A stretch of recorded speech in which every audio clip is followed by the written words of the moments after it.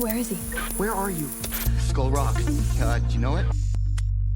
Hello, this is Stacy over at the Skull Rock broadcast. I am joined by... Hello, this is Megan. Welcome back to our Stranger Things podcast.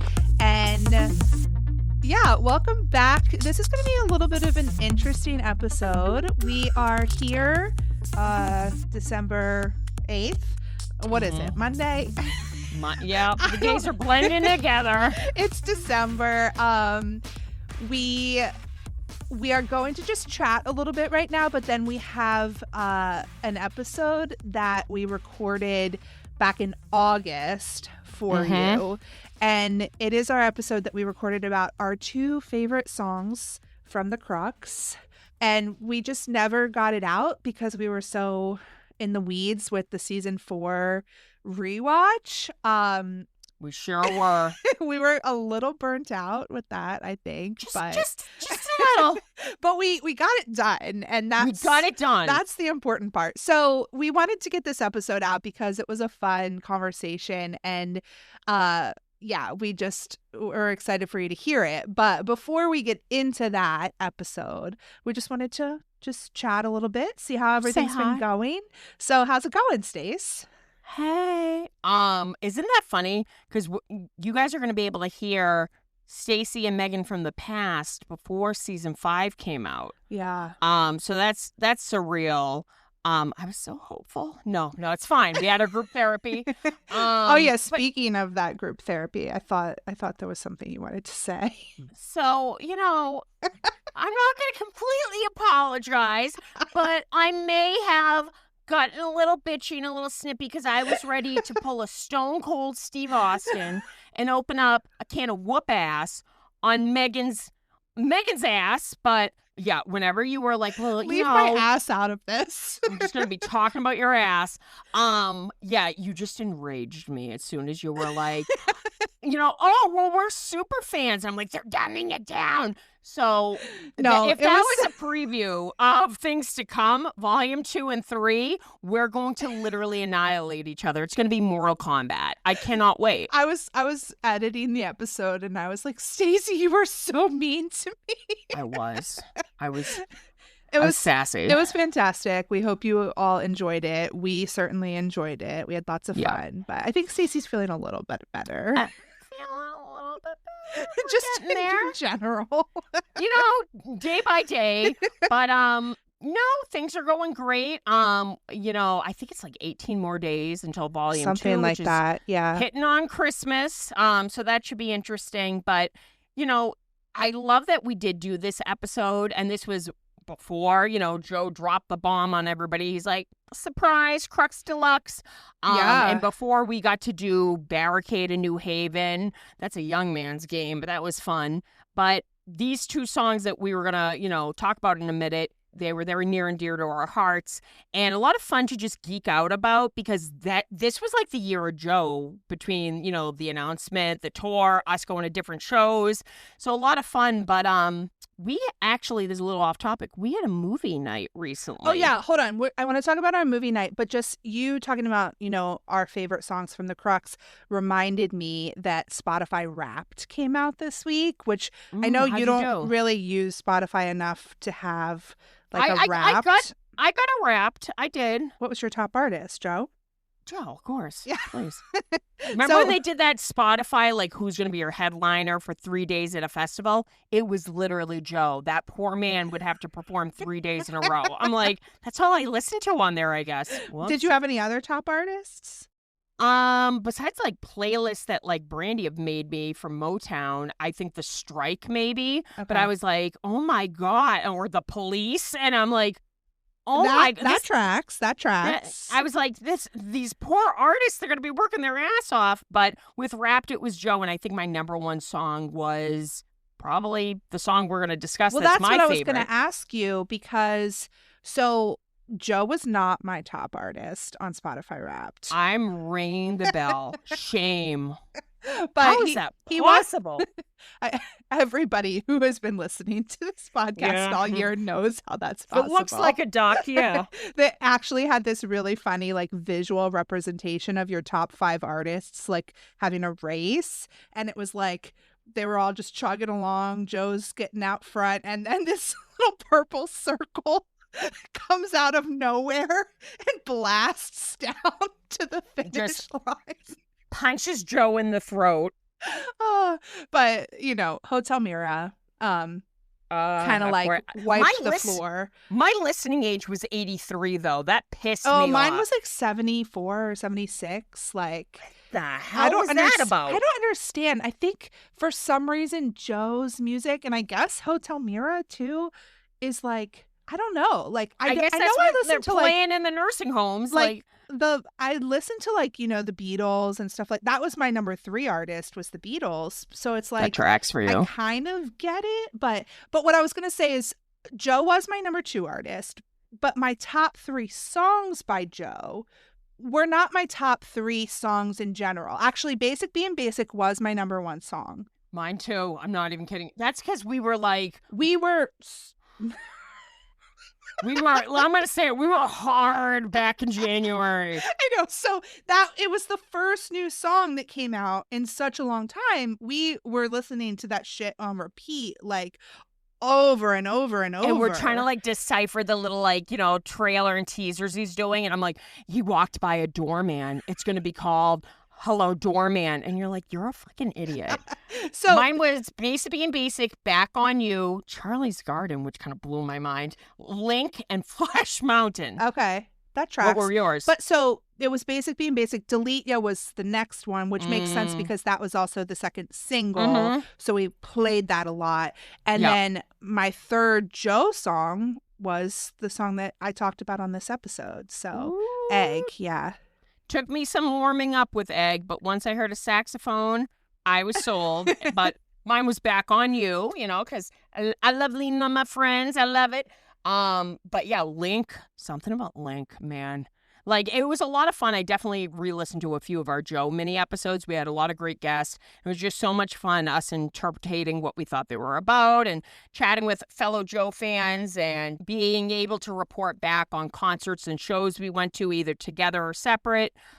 We traveled together for it, but Yeah. definitely in the early days of the Crux being released, it was a riot. And speaking of, like, we did have 2 other Joe mini episodes that kind of like got lost in the shuffle that eventually will come out. But if you are interested in listening or watching all of our Joe mini episodes, including those final 2, they are available on our Patreon in like video version. So that's fun. And this episode, not the part that you're hearing right now, but the part where we actually talk about the 2 songs, will be on our Patreon in video version. And Yeah, you said I had Stacey- nice yeah, eyeliner. she's wearing like really pretty eyeliner in the video. I so- dolled myself up, and meanwhile, right now, I look like the 3rd Wet Bandit. and it's like 3, August, September, October, November, 4 months later.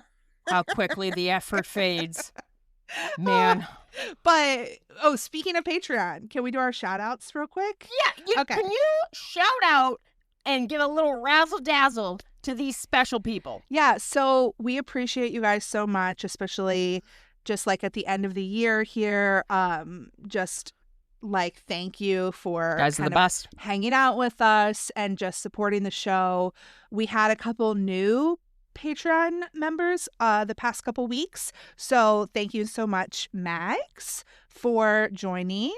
And our newest Patreon member is Tara or Tara. I never know how people pronounce it, but thank you so much for joining. And then we have a lot of, I don't want to call you old members. The usual suspects, yeah. Yeah, the OGs. So let's go through the list here. I said I wasn't going to shout out Stacey still. Guys, I don't know what happened. She literally, this was like almost 2 years ago. Stacey, you know you signed up for our Patreon. And I went, I did? And I just never. Yep, just supporting the pod, guys. I mean, like you said, it's easier to see things. But Rachel, Thank you, Rachel. Oscar, Sophia, Karen, Monica, Nico, Leah, Susanna, Jackie, Kate, Marla, Tracy, Kat, and Eli. So thank you so much, guys. We love you so much. You guys are the bee's knees. You are the cat's pajamas, the dog's tuxedo. You are amazing. So if you're interested in joining the Patreon and hanging out with all of these cool people with us, you know, we got some we'd giveaways love it. coming up. We got some taste tests. We ordered boppers. Oh, yeah, that's the other thing I wanted to talk about today. So Hell we yeah. manifested that last week. Witches, I'm telling you. So it was, I think it was like actually before we actually released it on Friday, Mm-hmm. but we had already recorded the episode and we were like, oh man, I wish boppers would come back. And then like there was like this limited edition. You could order 1 box per person and we both ordered it. So I don't know when they're yeah. going to come, but like as soon as they get here, we're going to do like a video taste test together and we'll put that on the Patreon.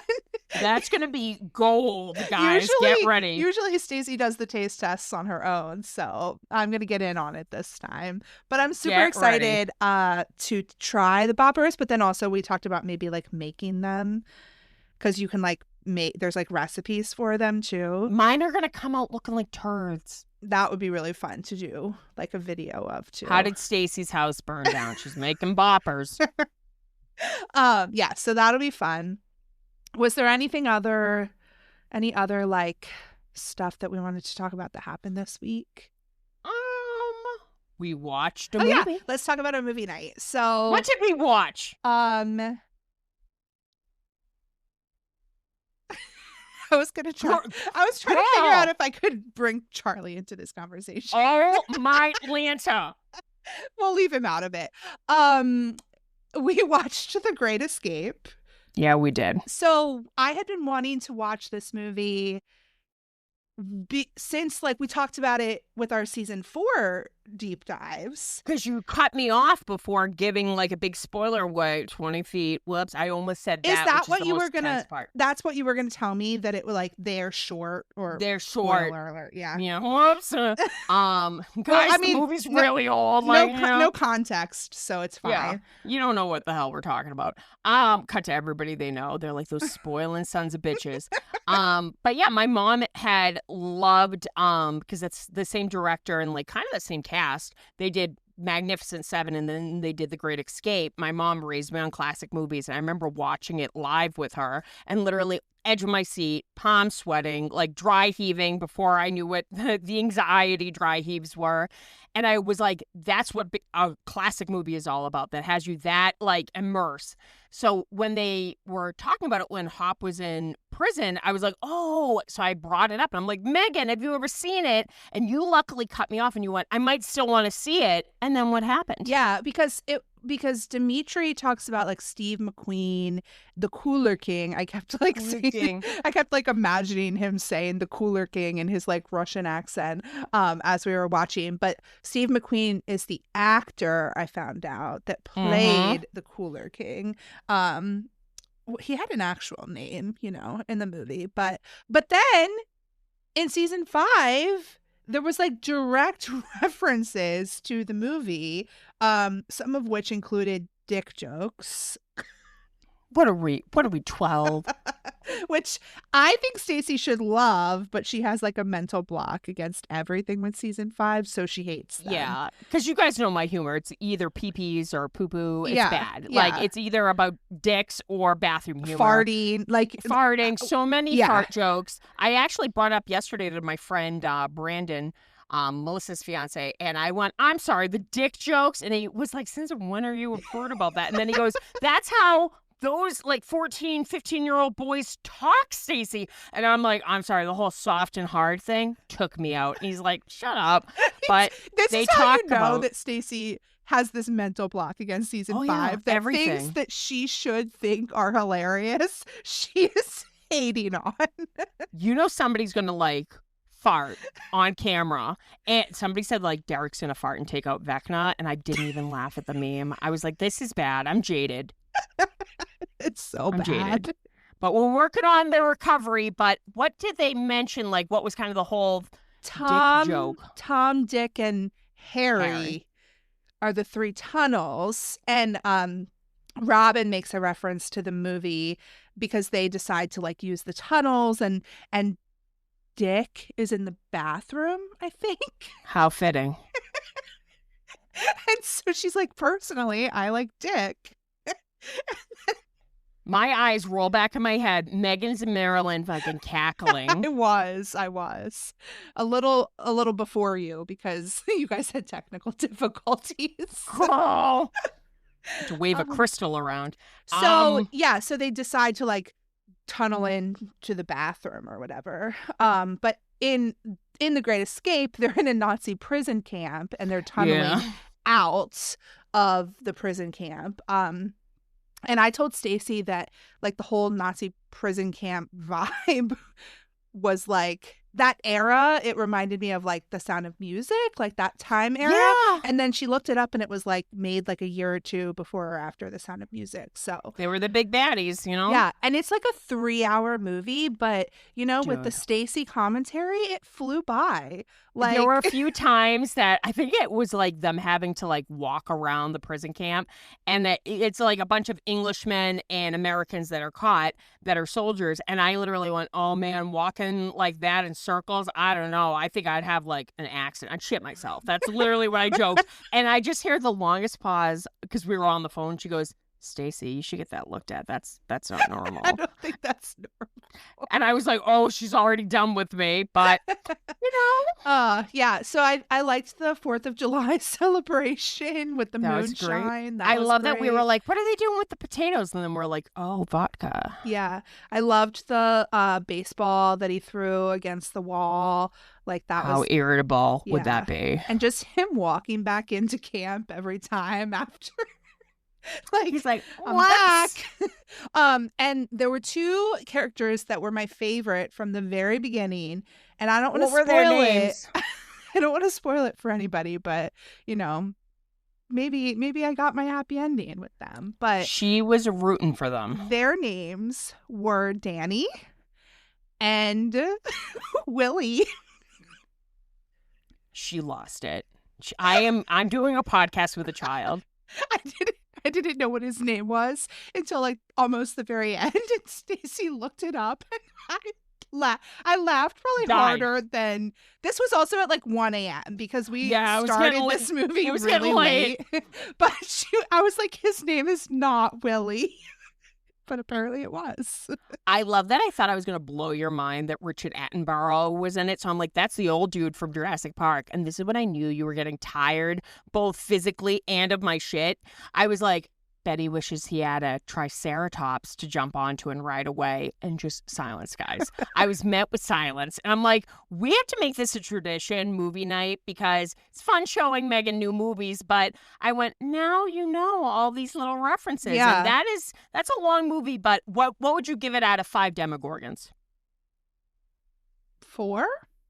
That's pretty good. Yeah. I mean, I think it was like, obviously it's a classic for a reason, and it was very well done. The cast was huge, but they were all very good. Like, it was long, but you really got to know the characters a lot, and like you really like, you know, cared about what happened to like almost all of them. So like the end was very exciting with like everything that happens. Some good, some bad. Lots of emotion, and I mean, I enjoyed it. I think I enjoyed it. I probably still would have enjoyed it if I had watched it by myself, but like, I probably wouldn't have been able to sit through it all at one time. Like, I can make movies tolerable. yeah. I mean, there It's were a gift. some times where I was like turning the phone down a little bit because I couldn't. Me cackling. Just in your ear. You're like, I'm trying to listen to what's going I was on. like, I've never seen this before. Yeah, I need to figure out what's happening. You asked me a question at one point, and I went, I haven't seen this in 16 years. My memory's usually freakish, but yeah. But it was great. Like, I don't know, right away I was like, look at me continuing my mother's legacy. I was like, I'm showing somebody, this. But I remember the panic attack I had. Just literally, I was like, that was me. I don't do well intense stuff. Like somebody recommended that Black Rabbit show on Netflix. Yeah, I started it, but only watched the first episode or so. It looks too tense. Yeah. I can't. But I I can't. love them. I love Jason Bateman. Jude Law and Jason Bateman. And Jude Law. Love both of them. Unless he looks like he does in The Holiday, I'm not interested. Man, Girl, when he puts I'm those ready for my glasses on, yearly rewatch of The Holiday. Had you When it's watched that before I I recommended had never it? seen it before. I wanted to screw him and Jack Black. I love Jack Black in that movie. Yeah, at the same Oh my time or no? Eiffel Tower. You need to rewatch it. It needs to be another yearly holiday. I think I movie will. for I you. need the coziness, Have Yeah. you seen Office Christmas Party? No. Oh, that might be our next movie night. Yeah. If you like Jason Bateman, you will die. It's one of my favorite comedies. Okay. Yeah, I'm down. Look at that. Look at guys, if I was able to show her Nightmare on Elm Street 4, she's ready to go. My favorite was the other one. My favorite was 3? the meta one. Oh, the 7. Yeah. CJ. Yeah. Yeah. Yeah. CJ. Memories. Memories. What was the dinosaur's name? Rex. Rex. I knew she loved it when she made a sticker on her iPhone of the dinosaur, the stuffed dinosaur from that. I went, look at her go.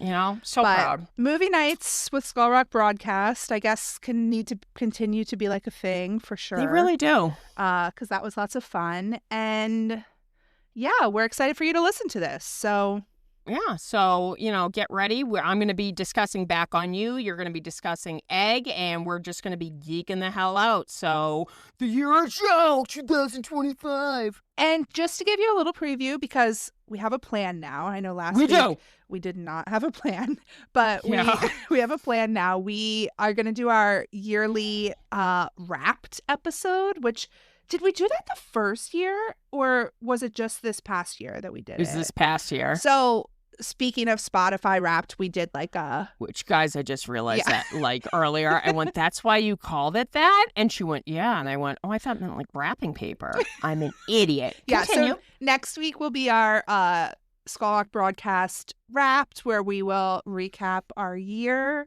together as a podcast, and we'll do a little holiday stuff thrown in there too, and then it'll be time for our next 2 group therapy episodes. So season 5 is continuing.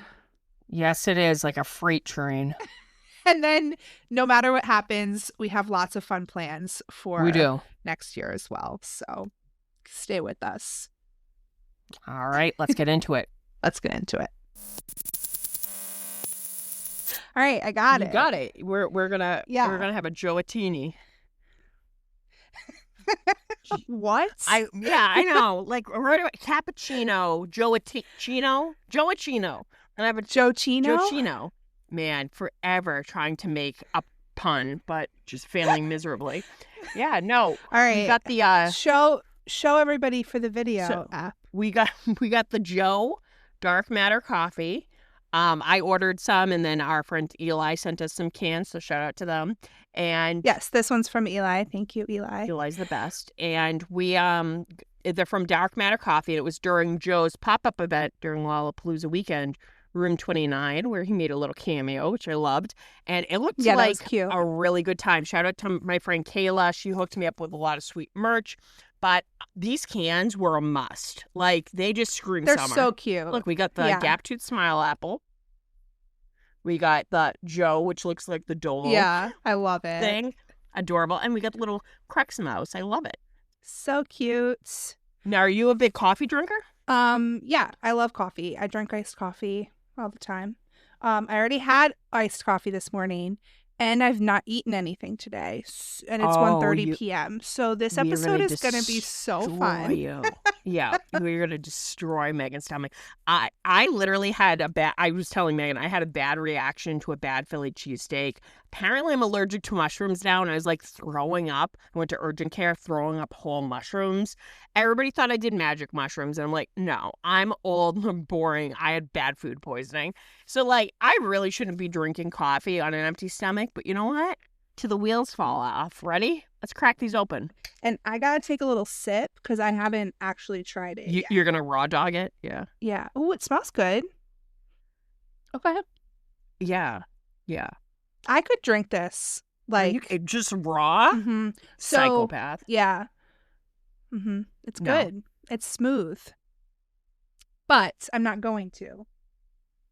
Tell us Mix what's it. in your cup. Mine, I put peanut butter because I'm a child.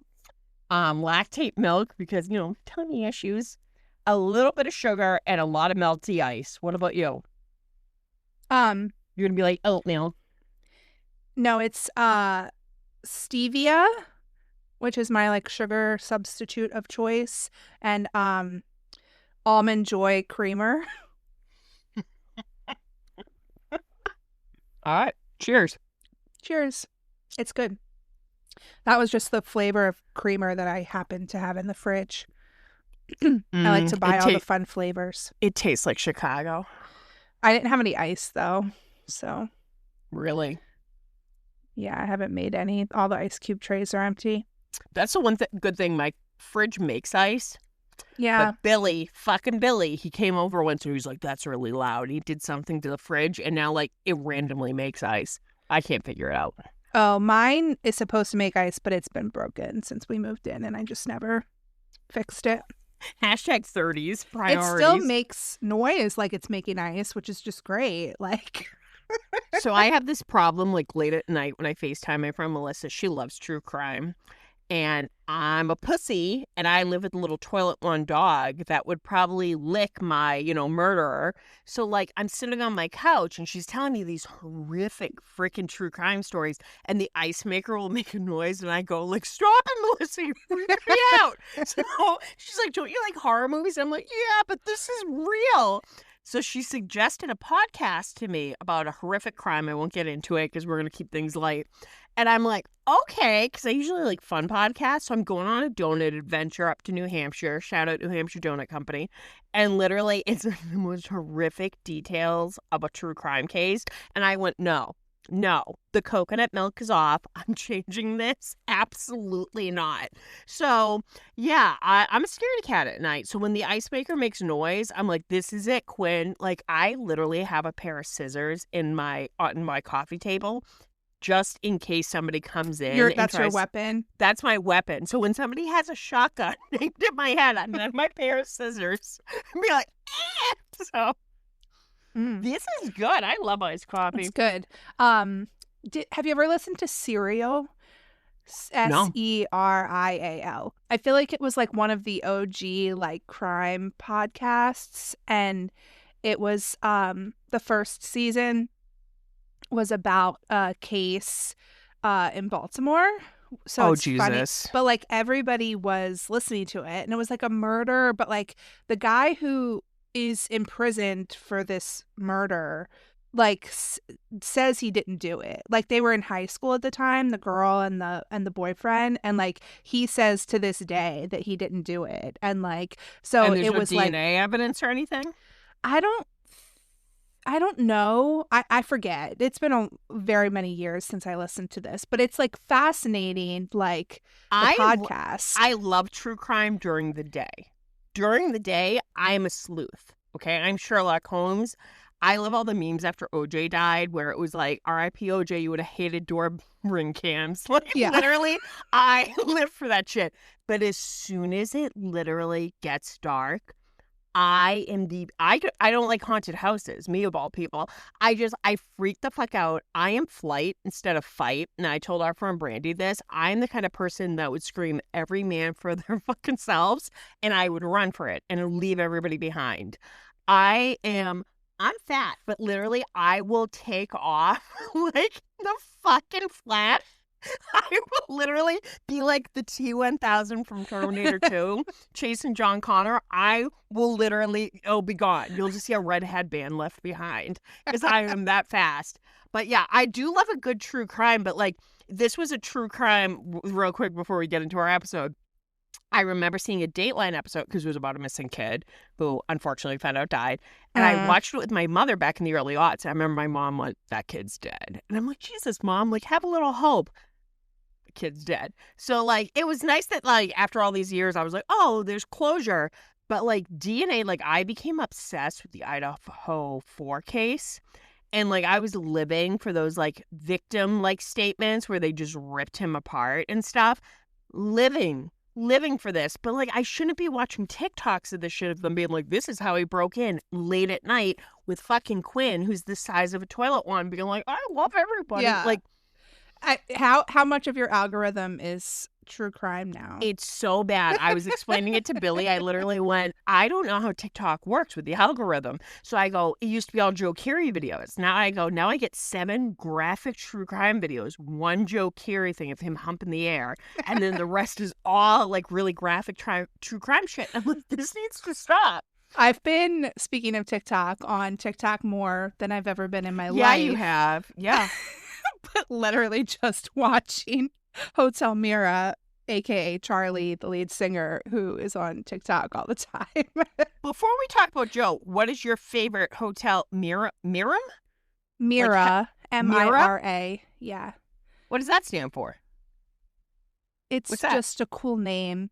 Mira? Literally, I've listened to a bunch of interviews where people ask Charlie like what the name means, and he was like, it was a name that we all could agree on and we didn't hate. Jesus. So, like, Demogorgon to your head, because we're not violent on this podcast. We don't say gun. What is your favorite song by them? I'll give it a listen. Speaking off the record. Okay. I'll listen to it. I promise. Yeah. But also, I have a lot more. But, like, that's, like, Top the 3. best. Top 3, speaking off the record, Cowboy and Dancing with the Moonlight. That's already a song. Not Dancing in the Moonlight, Dancing with the Moonlight. Okay, he's Vanilla Ice. That little ding, it's different. Okay. All right, well, speaking of favorite songs, what would you say is your top 3 Joe songs? Like, from the Crux? Of all time. Or... No, from Ooh, all time. that's hard. Yep. Demogorgon to your head. That Demogorgon is right there. He's rolling on you. End of Beginning. That's a good one. Egg. Yep. And I probably wouldn't have said this before the tour. So I'm going to specify the live version of Chateau. Girl, Chateau Live. It is an experience. It's like a religious experience. It is like, and I'm just so grateful that we have tickets. We're going to see him in September, and we're going to see him at All Things Go that Sunday, and that's going to be amazing. But we're also going to see him at a Connecticut show. And just the fact that, like, I'm not going to be riddled with kidney stones, knock on wood, I am so excited because the lighting effects and the sound of the heartbeat and everything, it is just, it's outworldly. Wait, Otherworldly? let me see. Hold on. Let's also, while you're looking up whatever word you're trying to say, Stacey's struggling. let's just manifest this. If anybody knows of anybody selling a VIP ticket for that Connecticut show, please let us know. let us know, because we're trying to get Stacey at the Barricade. I'm trying to do Barricade at least once. I'm going to be waiting with Megan anyways. So if anybody knows and like it's reasonable, please let me know. It's otherworldly. That was the word. Yeah, I was I trying said to say. it. I'm ignoring you. So yeah, if anybody knows of a VIP ticket, I would love to at least try to give it the old college try. I feel like I'll be good. Famous last words, but I think it would be just really cool because I don't know if he's going to be adding any more shows or anything, but this was the universe kind of got together and the stars aligned. But between the pop-up, I have to like stream the Lollapalooza entire event. We were in Philly. Same, yeah. I kind of want to watch it like on my TV, you know? Yeah. I don't know, maybe we'll do, if we're available, maybe we'll do a live or something, but like everybody would have to do it. I don't know. Maybe we'll just watch it together. But definitely I want to watch that. I've seen clips and it looks freaking amazing, especially with the live choir, which kind of makes sense because we're going to actually be shouting out our 2 favorite songs. So basically... Yeah, well, you didn't do your top 3. You made my me top pick. 3. Okay. Yeah. Hold on. I want to guess. Okay, guess. I think I know 2 of them. Figure You Out. Okay, yep. That's and number Back 1. on You. Uh-huh. So what's the third? Probably Gloom. Yeah? Gloom. I good love one. Gloom. I love Gloom. Either Gloom or Link.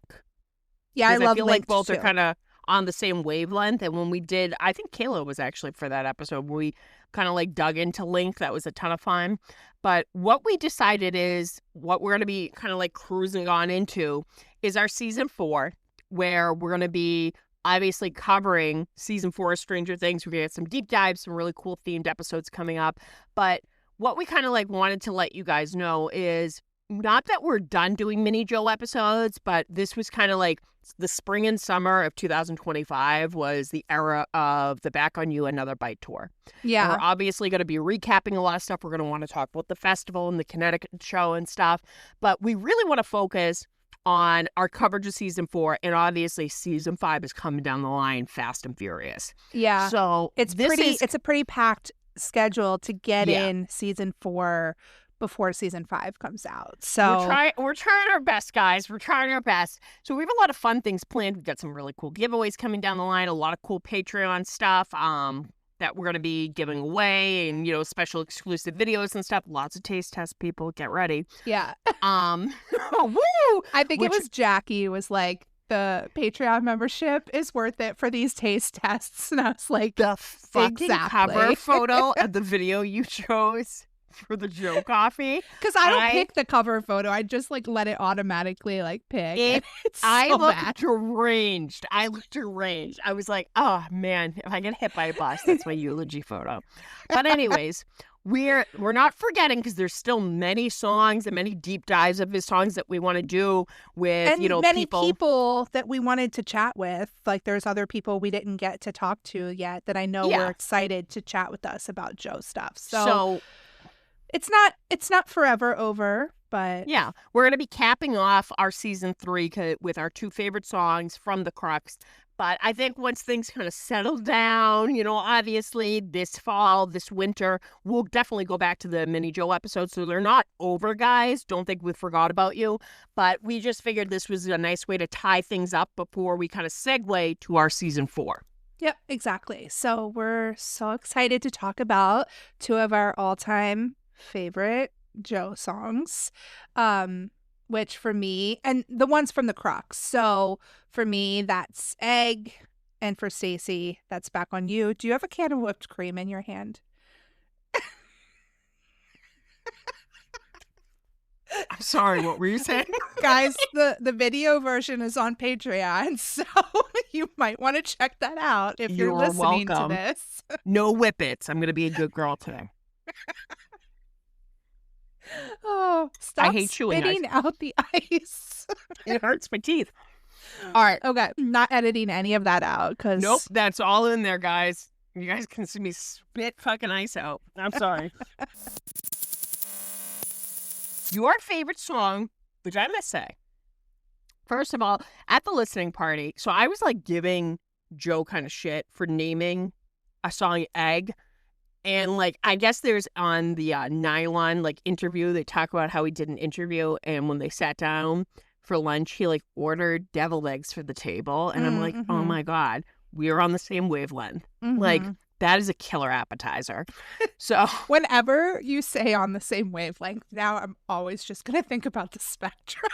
oh yeah, we're definitely me and It's Joe. like a meme.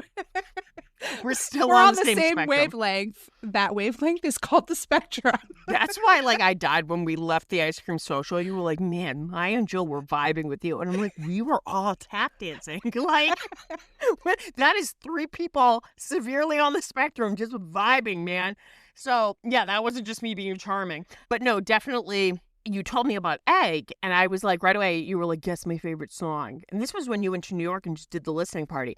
And I joked, I went, Egg. And you're like, no, it's really a beautiful song. You were like, it's almost like the figure you out of the crux. And Kelly actually said this. Shout out to Kelly, Joe Kiri Daly. Daily. Wow, I butchered that. I'm sorry, Kelly. I love you. But she kind of said her favorite part of the tour was actually listening to Egg with you live. And I remember I listened to it. I was kind of like, oh, it's okay. Like, seriously, like this seems like a deep song. But then in Boston, Riddle the Kidney Pain, White Knuckling It, there was this whole thing about how his dad was like, you should either do like Gasoline or you should do Egg. And he performed Egg for the first time ever in Boston, which I thought was great. That's his hometown. I know my Megan. I know her. I did not take video of it because I said, I guarantee you he's going to play this tomorrow night in Philly for her. And it did play. And you said the Philly show was phenomenal. But could you tell me a little bit of how it was like listening to your favorite song live in Philly for the first time ever?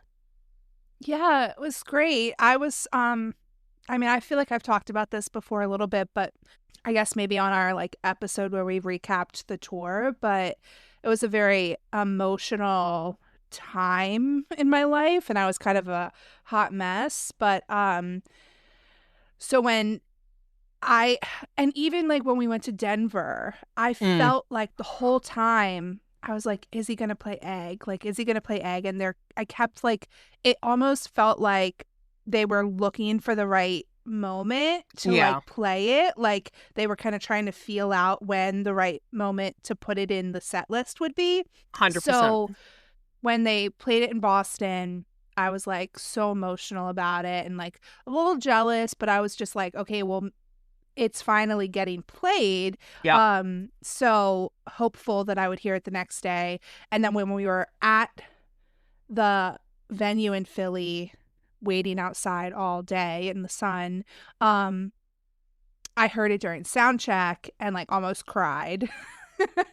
And then when they played it, I was just like, I didn't cry, but it was just like so emotional and like beautiful. And I didn't take a video. Luckily, Mandy, who was with us, videoed, and Kelly got some videos of it too, but I just like kind of let it wash over me. And it had been my favorite since, like you said, since the listening party, since the very first time I heard it. And I just think it's like very beautiful. It like, I feel it like very deeply when I listen to it. Like I feel like it like hits someplace like inside. Like it struck a chord for sure. Yes.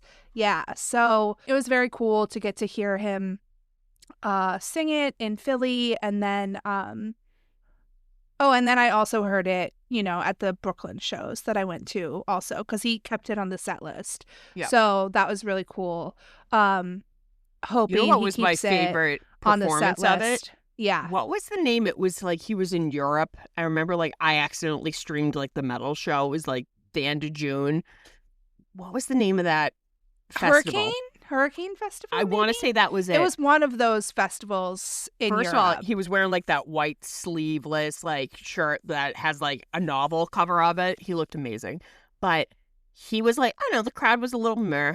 But when he did Egg and he did the whole like, you're not going to let fear take it, and he's screaming and pumping his fist, Joe was fucking into it. And it was such a, like, I had chills watching that performance because I was like, I love now that he adds that to the, like, end of the song. And we'll get into it when we listen to it. But the ending of the song, like, maybe because I've been listening to it in surround sound and on my headphones, I never noticed that there's a saxophone towards the end. He also talks about it on that Tape Notes podcast. I still haven't finished that, yeah. So if you listen to that, it was recently... it was him and Adam So it was very cool. And then the host of the podcast, but it's like funny because a lot of the majority of that podcast, the host doesn't even talk. Like he just lets Adam and Joe just like nerd out over the whole recording process of a couple of the songs. It's called Tape Notes. They talk about what's the first song that they talk about? Delete, yeah. And you get to hear like a really early like voice memo that was like the demo or like the original like recording of like when Joe was like coming up with the idea for Delete Ya. But then there's another one, and then they talk about Egg, and just getting to hear them like talk about Egg and like that some must of have the been cool, the cool technical like side. production stuff that they did. And they talk about the guy who comes in and plays the saxophone. Literally, like, it gave me chills. It really, like, reminded me of all these, like, honestly, like, Another Day in Paradise by Phil Collins and stuff. Like, the 80s had a lot of saxophone, and it just worked. And even though, like, so many people pretend it's such a cheesy instrument, it really, like, gave me chills when I actually, like, listened to it. And I was like, oh, my God, that's such a perfect, like, it just reminds you of a late night in the city. Like, it's just so impactful. So definitely I cannot wait to listen to this with you. But I have to, like, agree. It took me a while to warm up to Egg, but I absolutely love it. Yeah, it's definitely very different than the rest of the album. It kind of stands alone a little bit.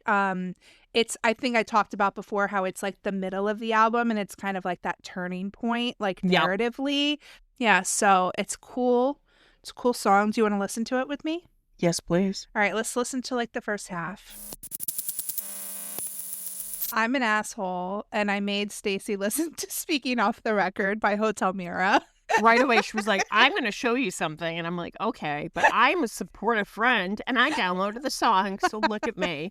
But no, that song definitely gave me Egg vibes, but that was the perfect segue to listen to Egg. Yeah. That song just right away, like the first, like, what instrument is it? A piano, I guess?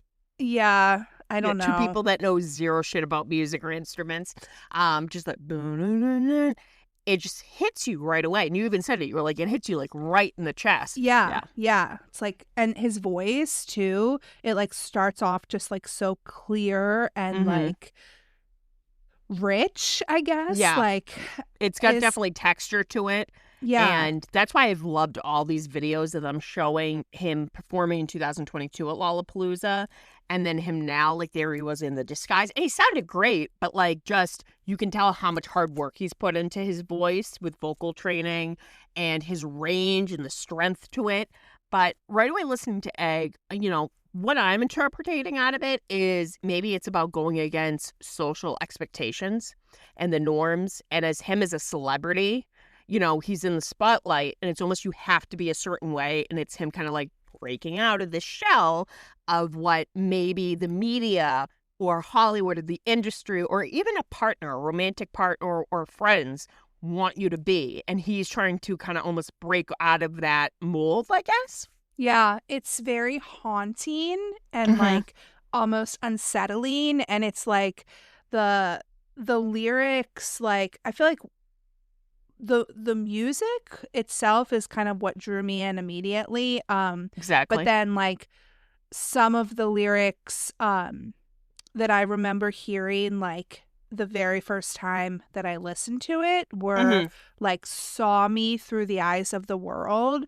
And I guess that really connects to what you were just saying, where it feels like it's sort of him looking at himself from like outside of him and kind of seeing what everybody else sees and not really knowing if he connects with that person or not. Like, and there's a lot of that, like looking at yourself in the mirror, like how your life can just be like wiped away and maybe start fresh. Yes. And I think this album, like, you know, he's talked about there was, you know, a breakup, there was a life turn, you know, and basically maybe the path that he thought his life is going to be, it abruptly changed. And like you said, it wiped clean. And that's kind of life in the instant. Let it be a death, a friendship ending, a romantic partner leaving, you know, a job changing. Life can change very abruptly. And it kind of like, are you going to change with this life change? You know, because now everything's altered and everything's flipped upside down. So I think it kind of shows like how he adjusted to this new like life change. And it's interesting. Like a lot of people always ask me, they're like, what were you like at 20? And I'm like, I was a fucking asshole. Like, I sucked. And, you know, I've had a lot of loss and stuff and, you know, major shit happen in my life, but I think it's actually made me more compassionate. It's made me find a lot of humor in life. It's made me a better friend, a better listener. Definitely not a better romantic partner. I'm like, fuck people. But I think like whatever happens in your life, let it be, you know, a breakup, a death, you know, something changing. It's interesting to see the growth you make and the changes you are, both personality, you know, and almost even physically wise, like, you know, how much you've changed over the years. And as a celebrity, that must be hard because, you know, a lot of people are like, that's Steve Harrington. He's known for his hair. Boom. He's known for his looks. And that's why I really like that this is like the era of Joe with his music. So this was a very self-reflection album because it showed like kind of what he was going through with this abrupt change in his life. But no, I think this was a very personal song, you know, especially him being like past a man. It was a reflection of me, like, you know, how fast the time changes. Like literally somebody went, how old are you turning at the end of the month? And I went, 37. And I'm like, oh my God, I'm on the verge of 40, that I'm going to puke. But then I talk to people who are in their 40s and they're like, I'm having the time of my life. It's almost like you let go and you just don't care anymore. And that's kind of such a freeing aspect, you know? But I'm going to have a nervous breakdown, guys. Get ready. There's definitely kind of like an identity crisis going on. 100%. And I feel like it's so easy to find a place to connect to this song because there's like so many different like lines and lyrics and just the music in general that kind of like connect to anyone who's ever sort of struggled with their identity and who they are as a person and like those changes and like figuring out who you really are and not just like how other people see you. So it's deep, but it definitely is. Beautiful. Yeah, absolutely beautiful. Yeah, and I think that, I don't know, like, I think as a generation, like, we're all sort of, like, having a little bit of that identity crisis as we get older, like. It's so funny that, like, you reach a certain point that you're like, who cares? Like, just, and it's such a freeing moment when you're like, I don't care. Like, if someone's being an asshole or there's drama going on, you're like, who cares? Like 100 years, we're all going to be dead. Exactly. There's so much more to worry about in the world. And there's also just like a lot of, I feel like both of us relate to this as well, but a lot of people in our generation, like millennials, whatever, like have done things differently than they were done in the past. And we haven't really like stuck to like the typical like milestones of like becoming an adult, and it's kind of like catching up with us a little bit at this point. But like it's always funny when you visit with relatives that are older, like boomers or baby boomers, and literally like people are like, well, by age 30, you know, 6, I had a baby and I was married and I owned a home. And I'm like, I'm a homeowner. I have a podcast and I have hand tattoos. I wear Crocs. Like that sums it up perfectly. But you know, one big thing I always love is him, like, we're going to get to this part of the song, but him, you know, are you going to let fear take that? Right. And I always loved, like, my good friend Kathy. She's kind of like my mentor. She was a principal. And I remember I was starting a new job and I was kind of like anxiety because us millennials are riddled with anxiety. Yeah. And we've gone through a lot, man. We've gone through a lot. We've witnessed 9/11, man. Like, it's been a lot. The OJ trial. We've fucking been through it. Second OJ mention in this episode. Just name it OJ. No, fuck that guy. He owed my uncle money. Come on. Oh, yeah, I remember that. I still love that I have my OJ Slammer. Like, it's literally right here. And this is so off topic, but I remember literally when he died, like, they were like, oh, this is going to be worth a lot of money. And I literally died because it was within, watch, I can't find it. Give me 2 seconds. Somebody stole it because it's Somebody worth so much money. Somebody stole my OJ Slammer. Look at my multivitamins. Oh, here we are. OJ in the Slammer. Beautiful. My mom had a sick sense of humor. She bought this for me. And I was so young. I was like 10 when this happened. Maybe even younger. Like, this is fucked. But if anybody needs context, my uncle and OJ were inducted into like the College Football Hall of Fame together. So they like went out to dinner, and that's why he owed my uncle money. So he bought him dinner? Yeah, like he borrowed money at dinner or something like that. Shut up. Yeah. Damn, your uncle's implicated. I just love that we have he's OJ also connections. dead at this point. So, oh, yeah. R.I.P. He died a long time ago. R.I.P., man. Man, the best had to be when he died and they were setting the music to like that, you know, that song from Fast and Furious being like, it's been a long day. And it's showing the Bronco. I can't. But anyways, we went through this kind of shit. This was fucked. So we're riddled with anxiety and stuff. And it's almost like we were raised by baby boomers. So you're like, no, I have to be married. I have to have a baby. I have to own a home. I have to have this job. I have to we were raised programmed. by baby boomers who had a lot of mental illness and did not go to therapy. You know, that sums it up perfectly. You know, that this is the result of that.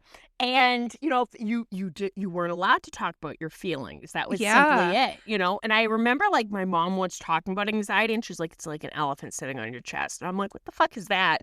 When you start having to pay property tax and your joints hurt all the time, you're like, okay, I get it, Mom, elephant. But I remember I was starting my new job, and Kathy goes, the moment you stepped out of your comfort zone, you're actually making true progress. And I'm like, that's really cool, because with Joe, once he kind of like shed the costume, and, you know, we love those first two albums, Decide's my favorite, but I really love that he had this life change. Stranger Things was ending, and it was almost like he's at this fork in the road, you know? Mhm. And it's almost like he got comfortable in his own skin, but he was like, you know what I'm going to do? I'm going to shed the costume, you know? And he, like, anytime I see him wearing sunglasses, I'm like, true, man. I wear my sunglasses, and it's almost like a security blanket, you know? And, you know, sociable people, we've met the man. He's a very nice guy and stuff. He's very appreciative of his fans, but it's a lot when everyone's staring at you.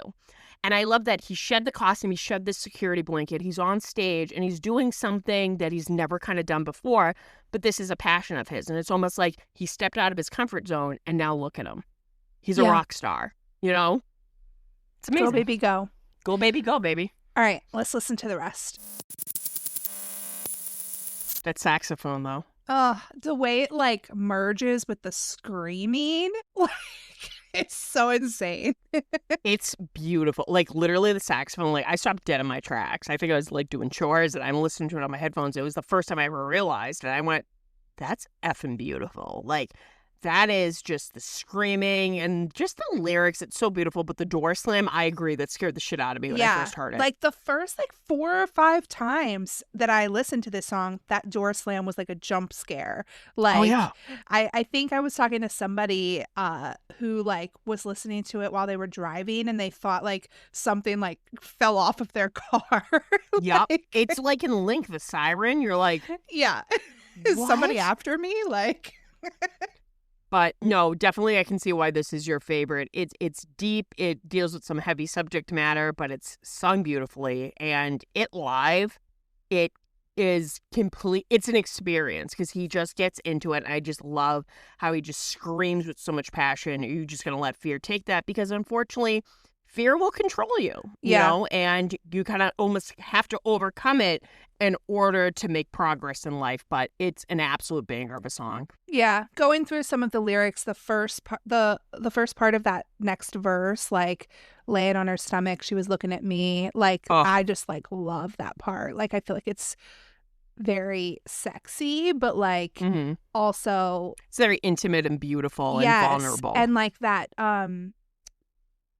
that how again like you see yourself in other people, and like you can like feel other people's emotions almost, like, and how that can kind of like affect you. So it also, with the whole every single step that you take is just another one back, like feel like we talked about making progress and just feeling like you're not getting anywhere. another step to take back, another regret. Like then it Mhm. goes into the, are you just gonna let fear take that? And like you said, like there's so much in life that like you can miss out on because you're Oh, just 100%. scared of getting out of that comfort zone. So I like, because that you just gonna let fear take that part. He brings that back at the end of the song for Mhm. the live performance, and it's so powerful. Like that's why I would love there to be like a live album, Oh my because God. the live version of this song is so good and so powerful. And yeah, It's like the figure you out version. It's just like he adds yes. all these different flares and extra, add-ons that make it so much powerful. Like this is a song that no matter who you are, you're gonna get chills when you listen to it. Yeah, absolutely.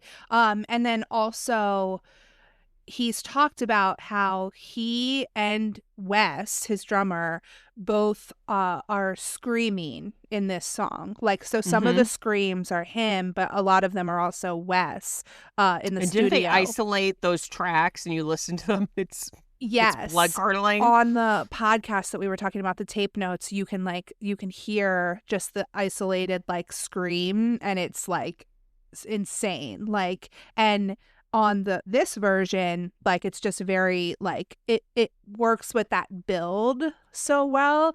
And a couple times throughout this song, like it starts to build and then it just completely cuts off to nothing, and then you Yeah. start that build over again. Like, and it's just, you go through like an emotional roller coaster, like listening to it. So Big time.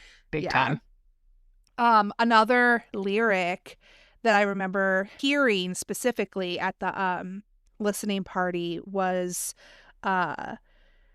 deep down inside, there's always that fear that I'm not enough. I seem cavalier. And then Beautiful. he says, deep down inside, there's nothing unique, but man is a mold and nothing is new. Like, just again, with that struggle of just not being anything special. Like, And I think like if somebody like Joe Keery has who's- these thoughts. has these thoughts, it makes it so relatable Yeah. because like, yes, obviously we see him in the public eye. He's beautiful. He's talented. He's literally like, he's a triple threat. He is like Donald Glover, like just so goddamn talented. But at the same time, he's still a guy, and he still has anxieties and he still has self-doubt. And if somebody like that, and that's what I like, it makes them more human and relatable because dealing with mental health, dealing with self-doubt, dealing with, those inner thoughts, that are self-sabotaging you, it sucks, because Yeah. you're second-guessing yourself. If somebody who's in the public eye like that, who just seems like a really nice guy and is so talented, and really, I have to respect him for being so vulnerable, especially in this song, because I'm like, yeah, true. That's happened to me before. Like, Yeah. that sucks, so I get it. Yeah, and one more lyric to point out, just because it's so good. I'll follow the rules and do what I'm told. And then he says, can one be great? Can one be Can kind? one be kind? When history shows they're not intertwined. And that's a big thing. Like these great celebrities, these great people who are in the eye, it's almost like, can you have the balance? Can you just stay an average Joe, no pun intended?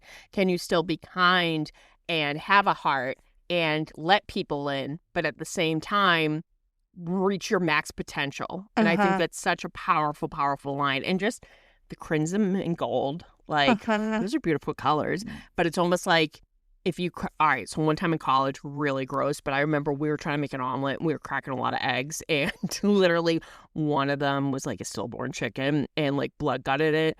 And I was like, we can't, like, we cracked so many eggs and they like, it ruined the omelet. I was like, I can't eat it now. But it's almost like you're cracking out of this.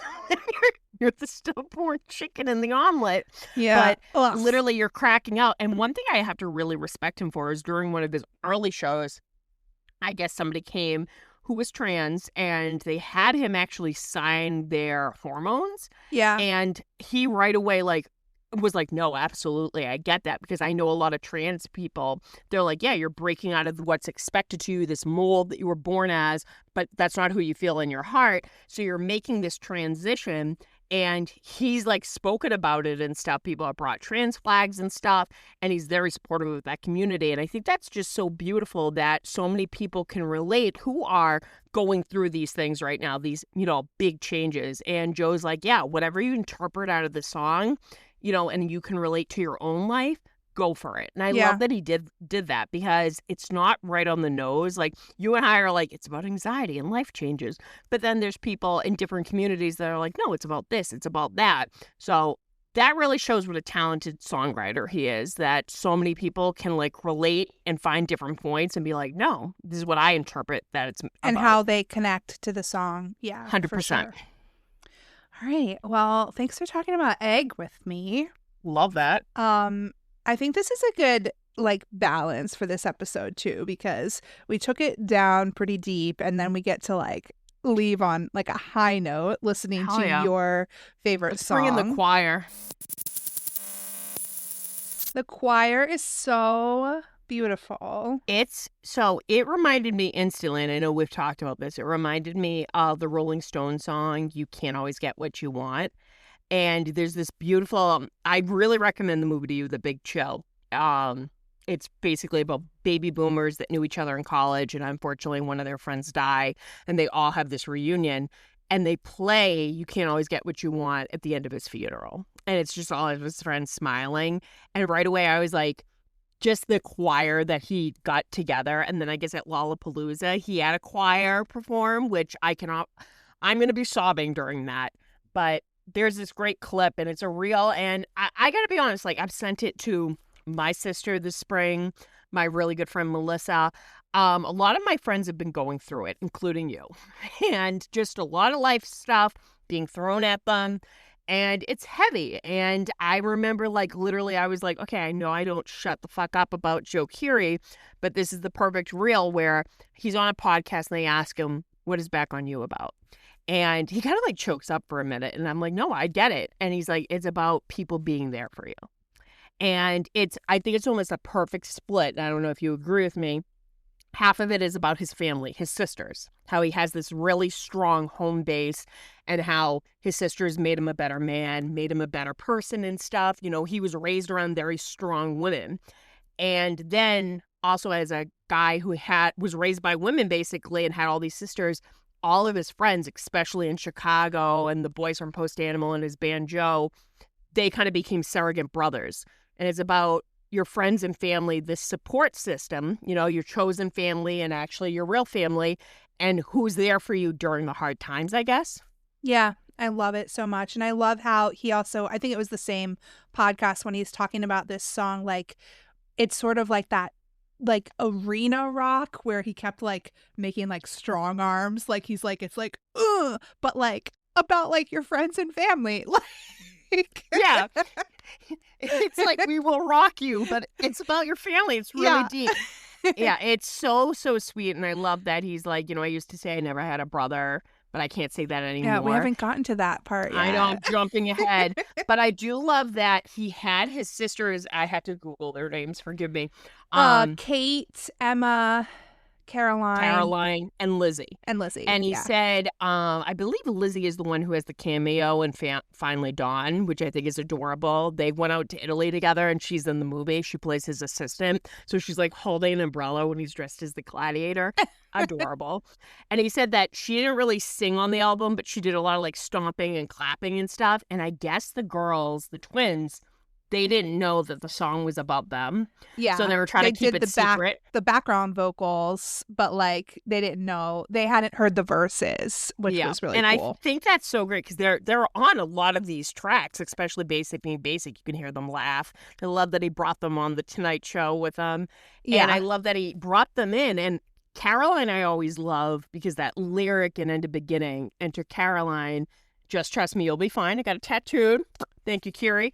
And it's almost like words of advice that an older sibling would give. And I know you're an older sibling, and it's almost these words of wisdom and stuff like, you're going to be fine, don't worry. And I know Caroline was the one that kind of pushed him into acting and theater. And I just love that he's always been very close with his family, but he had his family because we always said we kind of interpreted that this is a lot of like throwbacks to 60s, 70s, and 80s music that his parents loved, that he was raised with. And we know Golden Line is about his parents, but this is about his sisters and then his friends. And as somebody who, I've lost my parents, I've gone through a lot. You know, my sister's going through a lot and I don't get to see her that much. My friends, 100% without being sappy, they saved my life. Like, having a great support system of friends, including you know, like with this podcast, it helped me grieve in a healthy way. And those are the people that when you text them and you're like, I'm kind of going through it, I got to vent. Can we talk? Can we FaceTime for even 5 minutes? When you're going through it, it means the world, you know, and it's a fun distraction. One of my most favorite things is going to concerts, going to conventions, hanging out all together. You know, like we went to Philly and we were all just sitting around shooting the shit. That's stuff that's such a great distraction because you feel like you have your chosen family with you. And those are the people that help you kind of get through the tough times. And I love the lyrics that, you know, when the rain started pouring, you know, I felt like I was going to wash away. I feel like he was going through a lot of shit, and luckily he had his sisters to lean on and then all of his friends and his buddies. And I'm telling you, that support system, knowing that you can reach out to his friends just to talk, to vent to, it's literally like throwing a life preserver. It means the world, you know? Yeah. It's such a beautiful song in that sense. And I feel like, again, it's so easy to connect to, especially if you've had people in your life that have been like those people for you. Yeah. I know it's people having friends like that. It's such a lucky thing. I feel like very grateful to have so many great friends in my life, like you were saying, and like just people who, I don't know if this is like a universal experience, but I feel like when I'm going through things when I was younger, I would feel like nobody else would understand. And I feel like almost like embarrassed to be going through certain things and embarrassed to be feeling certain ways. And like when I finally started like opening up about stuff with Which is friends, hard. like I realized that like everybody was going through very similar things, and like if it wasn't exactly what you were going through, they were going through something just as difficult. And to be able to hear them share that with you and be able to like open up and share that with people, it was such a freeing experience. And 100%. It took me a long time, but like over time now it's like I'm not embarrassed about the stuff that I'm going through anymore, and that makes it so much easier to handle it, if that makes sense. And that's because of people who I have in my life that I knew wouldn't judge me and would just listen and be there. And that's basically what I feel like he's talking about in this song. So let's listen to the second verse because I want to talk about some more of that. Totally started tearing up during that was such by a the way. Highly caffeinated, like oh my god, I love that we're listening to it. I just look at her and I go, I'm caffeined so much, and she's like, me too, and I'm like, I'm sweating. No, I started tearing up at that. That is, one of my favorite lyrics is when he goes, my friend, my man. It's just, what a voice. And then also you and I both were like, is that his sisters at the end singing Leaning Back on You? They sound so angelic. Yeah, it's like gorgeous. Angels. Yeah. That's so good. And I mean, like we were talking about before, just the vibes and just, I love, I used to say I didn't have a brother. Well, I guess I can't say it anymore because I've felt that way. I mean, obviously opposite gender, but like I do have two brothers, but I don't have any sisters. So I feel like with my friends, I've like had that before. Like I used to say I didn't have a sister, but like they're my sisters. Like they're like as close as siblings to me at this point. Like, so I just feel like very lucky to understand this experience that he's singing about because it's not something that like everyone gets to experience. And I just do feel like, I mean, find your people because it's worth it. Yeah, that's it. Like, I just, you know, when he says like, basically it's about people being there for you, you know, and that means the world of difference. Like a phone call can make the world of difference. And, you know, without getting too cheesy, one time I remember I was having a panic attack. I was having an episode and this was early in the podcast, and, we were becoming friends, getting to know each other.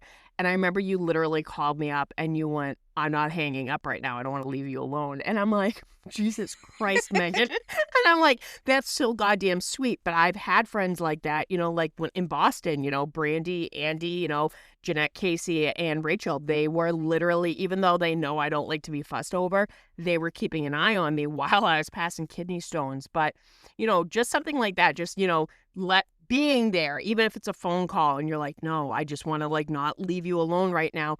It means the world of difference, you know? And I've sent that clip to, my sister, to my friend Melissa, to a lot of people. And I'm like, I know it's Joe Carey again, but I'm like, listen to this song. It's like, it's uplifting. That's the best way to put it. It's beautiful and it's uplifting. And I want it played at my funeral. Instead of I can't always get what you want, I went back on you playing. Oh my gosh. Blast it from the speakers. And then we're spreading your ashes at Skull Rock. Yeah, hello. And then you throw the urn at the rock and it makes a ding noise. So you know what to do, Megan. So it's like, I was going to say something and I lost it. Right now you're thinking of my ashes just all over the Skull Rock. No, okay, I remembered. So I think Joe also in an interview, I don't remember what interview, he was like saying, it's like reciprocal too, or you can like pass along this like being able to be there for someone, because it's like he sings about how someone was there for him in this song, and then he was able to like be that person for someone else in his life, and just he understood because of how it felt to have someone be there for him. It's almost like pay it forward. Yes, like that. It's so rewarding to be able to be that person for someone else as well. So yeah, just knowing that like it's pay it forward. It's like a back and forth. Like, just if you want to be, if you've had someone be there for you, you know how important it is to be able to be there for someone when they're going through it as well. So 100%. Yeah. Beautiful songwriter. Love the song. Yeah. The little Mr. Blue Sky. Was that reference. An Electric Light Orchestra? Yeah. Was that a little reference? I think so. Love that. And, I love that. And let me brag a little bit, because at the listening party, the end of this song, I'm like, this is the Post Animal guys. Like, I knew, like, listening to this, I'm like, I was like making all the connections because he named it the Back on You tour, and I knew Post Animal was going on tour with him, and I was like, wait, these guitars and this groove that they're in. I love that they come out on stage and play with him now doing it. Yes, it's so good. Like, I love that you clocked that though, because because I'd listened to some Post Animal and I like knew their sound, and like the end of this song, you definitely can feel that like vibe, like and yeah, I was like, oh, Post Animal's on this track. And then when I found out that was the case, I was like, I knew it. You're like, look at me. Yeah. Beautiful song. And I love that he's playing with his surrogate family, his brothers, basically. So yeah, their friendship is so cool. Like, so beautiful. And I just love that they're having the time of their lives and stuff. And Lollapalooza seemed like such a full circle moment. And the Iron album, we haven't really discussed it, but it's 5 stars. It's absolutely beautiful. We love it. And I know you're going to go see Post Animal when is there's a couple they're doing like a solo tour, a headlining tour later in the year. So I think it's the beginning of November. I'm going to a couple Post Animal shows, which will be awesome. I cannot wait to hear all about it. Yeah, it's like the same venues in a lot of the cities that Hotel Mira is playing at. Look at you. I know she sold me more of his songs. Yeah, I might have listening. I might have made Stacey listen to Dancing with the Moonlight, which after it's a banger. I was like, wait, like this is Egg vibes too, because it's like that whole like struggling with your identity and like having an identity crisis. I'm like, oh, I think there's a pattern here. Yeah. Oh, so fun though. So good. Anything else about Back on You that you wanted to talk about? No, it's just a really beautiful song, and I think it's funny that like, yeah, I discovered this song and, you know, it aired when it did at this time in my life and stuff because I'm very appreciative of all my friendships and stuff. And, you know, I said it, you know, a friend of mine unfortunately lost a pet. That seemed to be the theme of this spring, you Yeah. included. And I remember like I started, of course, I'm crying in front of Billy, who's like emotionless. Love you, Billy, but sorry. And I'm crying in front of him and his roommate because my friend lost their puppy. And I literally went like, you know, I always prided myself as someone who experienced a ton of loss very early on, that I'd be able to be there for my friends and stuff. And I said, and I just hate seeing them go through it, you know, because I love my friends so much. And Billy's, you know, on his 2 monitors, you know, doing God knows what. And his roommate kind of looked at me and he was like, well, Stacey, you are doing that. You don't realize it, but you are a good friend. You are listening, except you're thinking too much about it, you know? Billy's he's like- roommate's the real MVP here. He's the real Paul MVP. But right away, I'm like looking at Billy, like snot coming down my face. I'm like, life is so hard. He's like, look at my 2 monitors. I'm like, I fucking hate you. So shout out to Billy. But no, that's true. Like sometimes you don't even realize, but you crack a joke, you know, you send a funny reel, you know, you're just talking for 5 minutes. It can make the world a Yeah. difference. And I'm glad that Joe had such a great support system, both in his family and both in his friends. No, and look at him now. I'll get a little sappy since you've been saying nice things about me, but you are definitely an amazing friend, Stacey. just you know, like you said, like somebody to just send funny memes to, or to relate and connect over silly reels or steady art, and just like knowing that you're always there. Like it doesn't have to be anything like deep, just having that person that's like always there if you need them is I have to say, one of my very- favorite memories this year was the Denver trip, because I know you were going through a lot, but like by the end, we were so fucking sick of each other. We were like, I always joke that literally like we're like that Dateline couple about to murder each other, and you're like laying on the airport like floor, and you're like, shut the fuck up, Stacey. And it just, I'm so glad that those few days, like it was a nice, fun distraction kicking Yeah. off the tour. So definitely I'm glad. And like this podcast, like it's helped a lot, dude. We have had a lot of chuckles. We've had some times, Yes. you know. just being able to laugh and have like a distraction from everything. Like it's what you need. It's magic. We're It gonna get is. peanut butter pretzels tattooed on us soon, so get ready. Yeah. But See, it's like happening. I'm not getting pretzels and peanut butter because that's not it. Peanut butter pretzels are the little nuggets with the peanut butter inside. People are which gonna I think feel those like are cards. that's No. gonna look so silly. That's gonna look like shit. We have to get pretzels. God damn it. Yeah, You're but gonna that's be like, not peanut why butter do we pretzels. why do we get a hotel mirror? I'm like tattooed. I'm gonna be like, get out of my face. Yeah, Charlie, I'm getting your lyrics tattooed on me. Yeah, it's happening around the peanut butter pretzels. It's gonna make no sense, but we're doing it. Get ready, guys. Which, by the way, I know people can't see me, but do you love that the eye makeup matches my Joe shirt? You Okay, look amazing. and I got my. It's little gonna be vinyl. on the Patreon. It's gonna be on the video Patreon. So people version. join the Patreon. Yeah, you can see how see nice I my- look. And how terrible I look. But You look great, but you know how I got my ears double pierced? Yeah. This hole, the earring won't go through. I'm pissed. oh no. And I kept them in for 8 weeks, kept them clean, turned them, you know. So I'm going to the mall tomorrow after I buy stamps. Shout out to the Patreon members. You're getting something in the mail. I'm going to that earring shop and I'm going to be like, listen, motherfucker, my earring won't go through. Stick that needle through it again. Oh my God, I don't want to go through that again. That sucked. Can you just push really hard? I did, but it started to bleed. Oh no. Yeah, I'm going to try again later, but stay tuned. Cut to me. I'm in the hospital. Deadly infection. I lose my ear.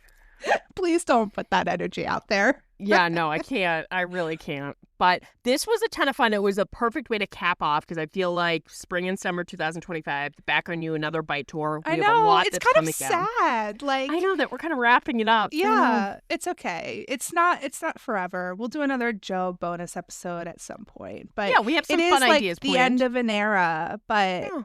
it's okay. We got another It's fun okay. era coming up. Yep, we got some shows, festivals coming up, and like I said, We are covering season 4 and season 5. Get ready, guys. Buckle up. Didn't that sound just like Wes's scream on Egg? That really did. I had chills. Yeah. All right. Well, I think that's good for now. I think that's good. Peace. Peace.